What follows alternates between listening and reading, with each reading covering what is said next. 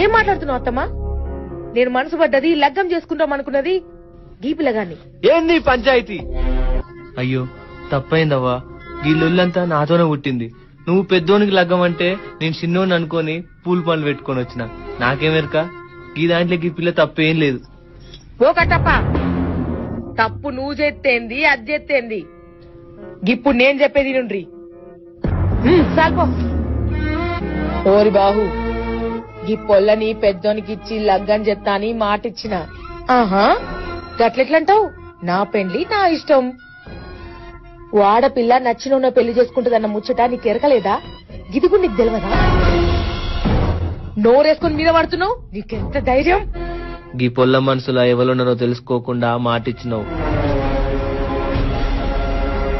తప్పుల పడ్డావమ్మా.